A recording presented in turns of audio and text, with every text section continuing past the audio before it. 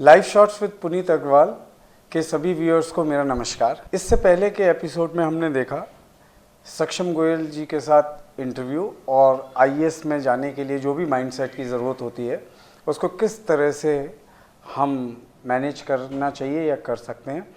आज इस एपिसोड में हम बात करेंगे पर्सनल फाइनेंस की। इस विषय को हमने बहुत अच्छे से समझा है, परखा है और इसी की ज़रूरत को समझते हुए आज हमारे गेस्ट हैं मिस्टर राहुल अग्रवाल।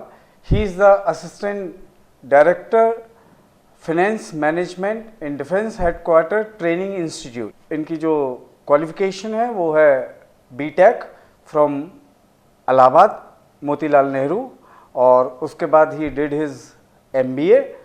उसके बाद आपने इन्फोसिस में एज ए एसोसिएट कंसल्टेंट काफ़ी टाइम काम किया है and after that in 2014 UPSC के थ्रू इनका सिलेक्शन हुआ and he got into the defence services. So right now he's core area is personal finance and procurement. सबसे पहले आपका बहुत बहुत धन्यवाद राहुल जी। धन्यवाद पुनीत जी इनवाइट करने के लिए। आप सबसे आज मिलने का मौका मिला, इसके लिए मैं बड़ा शुक्रगुजार हूँ।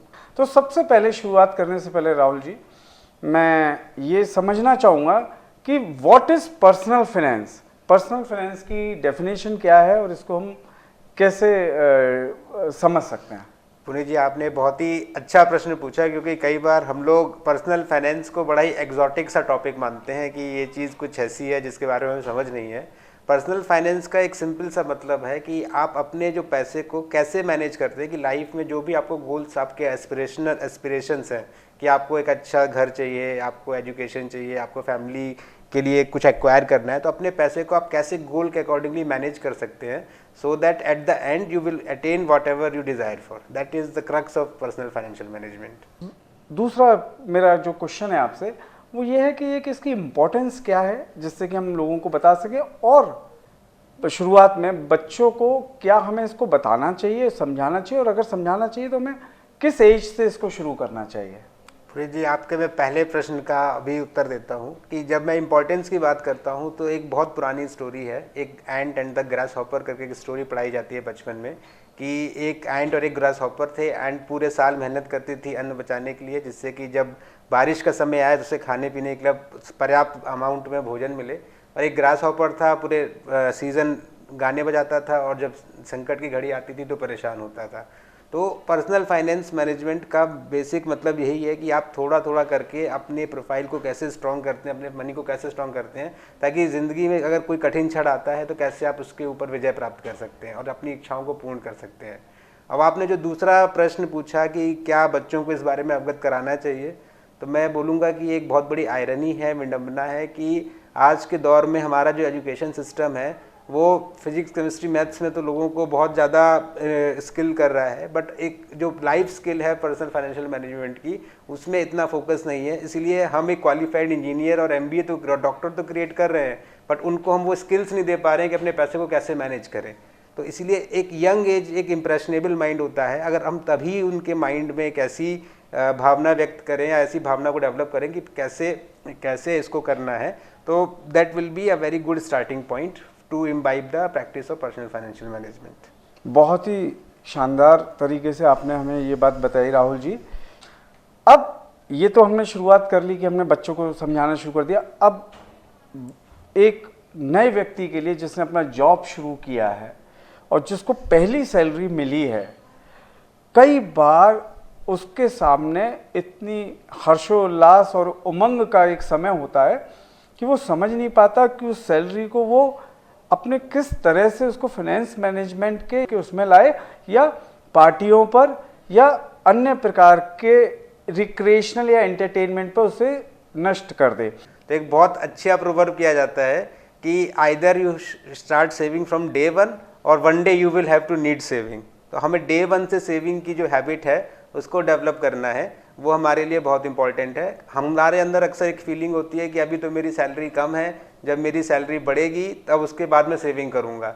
बट आप ये भूल जाते हैं कि आपकी इनकम तो बढ़ेगी बट आपके खर्चे भी बढ़ेंगे, और खर्चे कई बार इनकम से कई गुना ज़्यादा तेज़ी से बढ़ते हैं जब आपका जिम्मेदारियों का बोझ और आता है। तो उस केस में अगर आपने शुरुआत से सेविंग की हैबिट डेवलप नहीं करी है तो हैबिट आना बड़ा मुश्किल हो जाता है।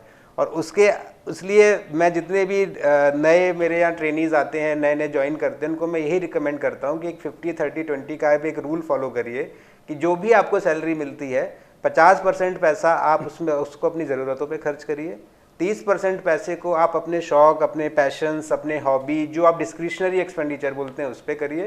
लेकिन 20% आपको सेव करना है, और ये 20% आपको मंथ के पहले या दूसरी तारीख को ही सेव करना है। अगर आपने आखिरी क्षण तक छोड़ दिया 20%, तो 20% वो आप अपने शौक में ही उड़ा देंगे। तो ये अगर एक सिंपल, क्योंकि आप अमाउंट मत देखिए, 20% हो सकता है आपका 6,000 हो, 8,000 हो, बट वो एक हैबिट है जो आपको आगे चल के बहुत हेल्प करेगी। नए ज्वाइनिंग के लिए मेरी यही रिकमेंडेशन रहती है। सो इस बात से जो हम समझे हैं वो ये है कि परसिस्टेंस यानी निरंतरता अपनी सेविंग्स में छोटे छोटे अमाउंट को भी आगे आने वाले 10 साल, 15 साल, 20 साल में वो बहुत बड़ा अमाउंट बन सकता है, क्योंकि यहाँ अमाउंट इम्पॉर्टेंट नहीं है, यहाँ पर आपकी हैबिट इम्पॉर्टेंट है। और दूसरा, क्या जनरली जो आम आदमी वो बैंक डिपॉजिट्स की तरफ भागता है, वो कितना यथार्थ है, कितना प्रासंगिक है आज के टाइम में? देखिए, आपने जो एक चीज़ पूछी है, इससे मैं काफ़ी दिनों से मैं इसके ऊपर वर्क कर रहा हूँ, क्योंकि मेरा ये मानना है कि अगर हम पैसा सेव करते हैं तो पहला उद्देश्य होता है हमें पैसे को बचाना, और अगला उद्देश्य होता है पैसे को बढ़ाना। बट क्योंकि हमने जो ट्रेडिशनल अपनी फैमिलीज देखी हैं कि fix deposit, recurring deposit, bank deposit हमारे गो टू इंस्ट्रूमेंट है, जब हमें सेव करना होता है वहाँ डाल देते हैं, और हमारा ऐसा अंदेशा होता है कि हमारे पैसे या तो बढ़ रहे हैं या तो बचे तो हैं ही, बट वो बचते भी नहीं है, क्योंकि आपके पैसे तभी बचेंगे जब आप महंगाई की दर से ज़्यादा अपना रिटर्न कमाएंगे, और आपके बैंक डिपॉजिट में आजकल उतना रिटर्न भी नहीं आता है, प्लस उसमें आपको टैक्स बेनिफिट भी नहीं है। बाकी इंस्ट्रूमेंट में आपको टैक्स बेनिफिट भी मिलता है। तो अगर आपके माइंड में कोई पर्टिकुलर गोल है कि 3 साल के बाद या 4 साल के बाद मेरे को इतना अमाउंट चाहिए, तो आप फिक्स डिपॉजिट की तरफ जा सकते हैं।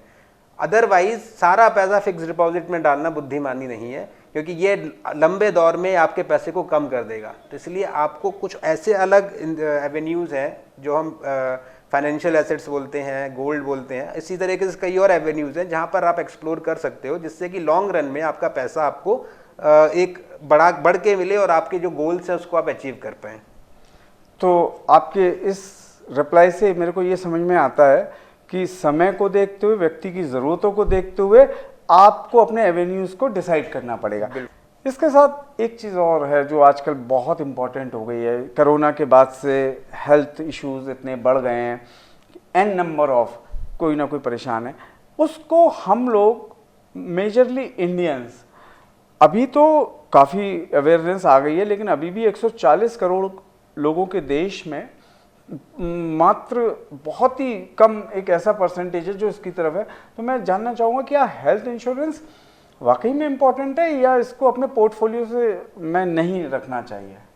देखिए, आपने एक बहुत ही कहते हैं समकालीन प्रश्न पूछा है, कंटेम्प्रेरी क्वेश्चन पूछा है, क्योंकि अभी आज के टाइम में जब कोविड के बाद से हमने चीज़ों को एक नए नज़रिए से समझा है, एक नए व्यू पॉइंट से देखा है, तो अब 2 चीज़ें बहुत इंपॉर्टेंट हो गई, क्योंकि कोविड काल के दौरान कई लोगों का रोज़गार चला गया और कई लोग अनफॉर्चुनेटली बीमारी की चपेट में आकर उनको हेल्थ के इश्यूज़ झेलने पड़े। तो एक तो आपको सबसे पहले अपना एक इमरजेंसी फ़ंड बनाना चाहिए। वो इमरजेंसी फ़ंड में इतना अमाउंट होना चाहिए कि आप अगर 6 महीने भी अगर आपके पास आय का कोई डेफिनेट सोर्स नहीं है, तब भी आप अपने आप को सस्टेन कर सकें, जिससे कि कम से कम आपको कठिनाइयों का सामना ना करना पड़े। और जैसा कि आपने बोला हेल्थ इंश्योरेंस या मेडिक्लेम जिसे हम बोलते हैं, तो ये एक इतनी इंपॉर्टेंट चीज़ है, क्योंकि आपका किया हुआ इन्वेस्टमेंट बेकार चला जाएगा अगर आपको इन्वेस्टमेंट निकालना पड़ा अपनी बीमारी के इलाज के लिए। और आजकल आउट ऑफ पॉकेट एक्सपेंस में India number 1 country all over world. तो हेल्थ इंश्योरेंस एक ऐसी चीज़ है जिसमें कि कोई कॉम्प्रोमाइज़ करने का तो प्रश्न ही नहीं है। अक्सर हम लोग कम इंश्योरेंस ले लेते हैं। दलाई लामा जी ने एक बार बोला था कि आदमी जीता ऐसे है कि जैसे वो कभी मरेगा नहीं, और जब मरता है तो उसे लगता है मैंने कभी जिया ही नहीं।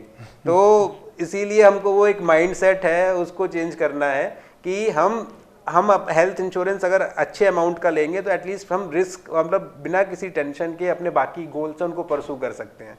तो इसीलिए आपने बहुत ही अच्छा प्रश्न पूछा है, और हम सबको हेल्थ इंश्योरेंस के लिए सजग होना है।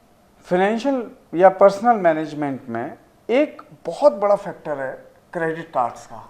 पिछले 2 या 3 दशकों में ये इतनी तेज़ी से फैल रहा है कि हम लोग ये समझ नहीं पा रहे हैं कि हम खर्चा कितना कर रहे हैं, बाद में कितना चुकाना है, उस समय की क्या फीलिंग है।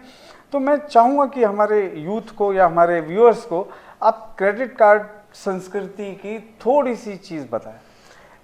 पुनीत जी, ये एक ऐसी बीमारी है जिसका इलाज भी मैं काफ़ी टाइम से ढूंढ रहा हूँ। मैंने अपने यहाँ कई ऐसे स्टाफ मेंबर्स को देखा है जो 5-5 क्रेडिट कार्ड लेके बैठते हैं कि एक क्रेडिट कार्ड से लोन लेके दूसरे का चुकाते हैं, उस तीसरे से लेके दूसरे का चुकाते हैं। तो एक क्रेडिट कार्ड का ट्रैप बनता जा रहा है। अब ये ट्रैप बन क्यों रहा है, इसके लिए ना हमको पहले अपनी साइकोलॉजी को समझना पड़ेगा। क्योंकि एज अ ह्यूमन बीइंग, इंसान की तरह हम सिर्फ अपने गेन्स और लॉसेस को समझते हैं। हमें जब कुछ लॉस होता है तो पेन होता है, गेन होता है तो हैप्पीनेस होता है। अब अगर आपके पास कैश है और मार्केट से आप कुछ खरीदने जा रहे हैं, तो आप अगर 500 का नोट देंगे तो आपको 500 के बदले कम रुपए मिलेंगे, तो आपको एक लॉस की फिजिकल फीलिंग होती है। बट जब क्रेडिट कार्ड यूज़ करते हैं तो आपने स्वाइपिंग मशीन में कार्ड डाला, जिस साइज़ का गया उसी साइज़ का वापस आया। कुछ लॉस की आपको फीलिंग ही नहीं हुई, ना तो 1 इंच छोटा हुआ ना 1 इंच पतला हुआ, वैसे ही वापस आ गया। जब आपने नेट पे अपना डिटेल्स डाली तो अब आपके सामने आपके हाथों से पैसे नहीं गए। तो डिजिटल वे में हमारी साइकोलॉजी समझ नहीं पाती कि हमें लॉस हुआ है कि नहीं हुआ है। वो लॉस हमको आखिरी दिन समझ में आता है जब हमारा बिल जनरेट होके आता है, और इसीलिए फिर हम उस ट्रैप से बाहर नहीं निकल पाते हैं। तो मैं क्रेडिट कार्ड को एक विलेन की तरह नहीं पेंट करूंगा, क्योंकि इसके कई यूजेस हैं, लेकिन यूजेस कहते नहीं कि कोई चीज़ अपने आप में अच्छी बुरी नहीं होती है, उसको हम किस तरीके से इस्तेमाल करते हैं वो डिपेंड करता है। तो क्रेडिट कार्ड आपको कठिन समय में या कब आपको एडवांस चीज़ आपको यूज़ करने के लिए देता है मौका, आपको लाउंजेस वगैरह में एक्सेस देता है, कुछ अच्छी स्कीम्स देता है। लेकिन क्रेडिट कार्ड में 2 उसूल पहले है। पहला तो क्रेडिट लिमिट के एकदम बराबर खर्च मत करिए, वो एक रेड लाइन है, आपको बार बार वहाँ नहीं पहुँचना है। दूसरा, क्रेडिट कार्ड का कभी हाफ बिल मत पे करिए। और वो आपको लालच देंगे कि आप 1000 का ड्यू है तो 200 कह के आगे रोल कर लीजिए, बट आपको उस पर इंटरेस्ट देना पड़ेगा। वो आपका इंटरेस्ट ही आपको लेता जाएगा, जो आपका डेट ट्रैप है। और तीसरी चीज़ जो मैं आपको बोलना चाहता हूँ कि कभी क्रेडिट कार्ड से प्लीज़ मेरी गुजारिश है कि एटीएम से पैसा मत निकाल लीजिएगा, क्योंकि वो आपको ना, अगर आप 1000 रुपये निकालोगे तो आपको 3000 रुपये भरने पड़ जाएंगे उसके। तो क्रेडिट कार्ड में क्योंकि वो ओवरड्राफ्ट का रेट लगता है अनसिक्योर्ड लोन का, तो इसीलिए क्रेडिट कार्ड यूज़ करने के लिए भी डिसिप्लिन चाहिए। अगर आप उसको कर लेते हैं तो वेल एंड गुड। पर्सनली मैंने अभी तक क्रेडिट कार्ड नहीं रखा हुआ है, बट मैं ऐसा नहीं कहूँगा कि वो विलेन है। आप उसको अपनी बुद्धिमत्ता से यूज़ कर सकते हैं। तो मेरे सारे व्यूअर्स को इससे एक बात तो समझ में आ गई होगी कि क्रेडिट कार्ड ज़रूर हो, उसमें कोई इशू नहीं है, लेकिन उसका यूसेज कभी ना करना पड़े, ऐसा हमें सोच कर चलना है। नेक्स्ट एक छोटा सा क्वेश्चन है कि हम इन सारी चीज़ों को मैनेज करने के लिए क्या स्ट्रेटेजी अपनाएं कि हम अच्छे से अच्छा परफॉर्म कर पाएं, और क्या ल्योर्स हैं, यानी क्या लुभावनी ऐसी चीज़ें हैं जो कंपनीज या एडवर्टाइजिंग हमें करते हैं और हमें उनसे बचना चाहिए। मैं पहले आपके पुनीत जी सेकंड क्वेश्चन का पहले आंसर दूंगा। आजकल क्या है कि इन्फॉर्मेशन हमारे पास इतनी ज़्यादा हो गई है कि हम इन्फॉर्मेशन से डिसीज़न लेने में हमारे पास टाइम नहीं है। तो हमें हर चैनल के माध्यम से इन्फॉर्मेशन आती है, बट मैं सबको यही आगाह करता हूँ कि कभी उस चीज़ में पैसा ना लगाइए जिसकी आपको नॉलेज ना हो। कई बार क्या होता है, अपने पेरेंट्स के कहने पे, अपने दोस्तों के कहने पे, अपने अभिभावक टीचर्स के कहने पर हम लोग कहीं कहीं इन्वेस्ट कर देते हैं जिसका हमें आइडिया भी नहीं है। तो पहले तो आप चीज़ों को समझिए, जिसकी समझ हो उसी में पैसा लगाइए। दूसरा कि लाइफ में मतलब जो मेरा मानना है कि बाल और नाखून के अलावा कोई चीज़ तेज़ी से नहीं बढ़ती। तो पैसा भी आपका इतनी जल्दी डबल नहीं होता है, इतनी जल्दी, मतलब आप अगर इस लालच में जाएंगे कि मेरे को जल्दी से जल्दी पैसा डबल करना है, स्ट्रैटेजी ऐसी ढूंढेंगे, तो आप ये मान के चलिए कि आप मार्केट को टाइम नहीं कर सकते। आप मार्केट में एक बहुत छोटी सी एक इकाई है। अपनी जो क्षमता है, अपनी जो लिमिट है, इसको आप समझिए और आप एक सिस्टमेटिक डिसिप्लिन लगाइए कि आप कैसे आप अपने आप को डिसिप्लिन रखेंगे। पुनीत जी ने बोला परजीवरेंस रखिए। तो मैं 2 ही स्ट्रैटेजी सबको रिकमेंड करता हूं जब फाइनेंशियल एसेट्स की बात करता हूं। पहला तो आप सिस्टमेटिक इन्वेस्टिंग करो। इसलिए म्यूचुअल फंड्स की जो एसआईपी हैं, अगर आप एकदम नए इन्वेस्टर हो तो उनसे अच्छी कोई स्कीम नहीं है, क्योंकि वो आपको एक डिसिप्लिन देती है कि हर महीने आपको एक छोटी सी लिमिटेड अमाउंट इन्वेस्ट कर रहे हो, जिससे आपको ना टाइमिंग की कोई प्रॉब्लम नहीं है। लॉन्ग रन में आप कभी खोओगे कभी पाओगे, बट सब एवरेज आउट हो जाएगा। और सेकेंड चीज़ है आपका एसेट एलोकेशन या डाइवर्सिफिकेशन। एक पुरानी कहावत है, don't put all your eggs in one basket. वही हम फॉलो करेंगे कि हम इक्विटी में भी डालेंगे, डेट में भी डालेंगे, बैलेंस्ड फंड में भी डालेंगे, हाइब्रिड फंड में भी डालेंगे, जिससे कि कभी ना कोई जब ऊपर जाता है तो कोई नीचे आता है, तो ओवरऑल हमें पिंच इतना ना हो कि अगर कोई सेक्टर ऊपर जा रहा है कोई सेक्टर नीचे आ रहा है। बस मेरा यही कहना है। सो मेरे इन दोनों क्वेश्चन का आपने बहुत अच्छे से जवाब दिया, और इसका जो आउटकम निकला है जिसको मैंने समझा है वो ये है कि लगातार या निरंतरता या परसिस्टेंस छोटी छोटी चीज़ों को कंपाउंड होकर एक लंबे टाइम के बाद इतना बड़ा अमाउंट आ जाएगा, बजाय इसके कि किसी को बिटकॉइन खरीद कर देखते हुए उसको रातों रात करोड़पति या लखपति बनते हुए देखकर उसके लालच में पड़ना। आप सबके बिहाफ पर राहुल जी का बहुत बहुत शुक्रिया अदा करता हूं कि उन्होंने हमें एक इतनी अच्छी और स्ट्रॉन्ग इन्फॉर्मेशन से नवाजा है। इस विषय को हमने बहुत अच्छे से समझा है, परखा है, और इसी की ज़रूरत को समझते हुए खुद भी देखिए, इसे समझने का प्रयास करिए, और साथ में अपने बच्चों को, अपने फ्रेंड्स को और अपने उन लोगों को जिनके साथ आपको एक लगाव है, प्यार है, उनके साथ ज़रूर शेयर करिए। नमस्कार। नमस्ते।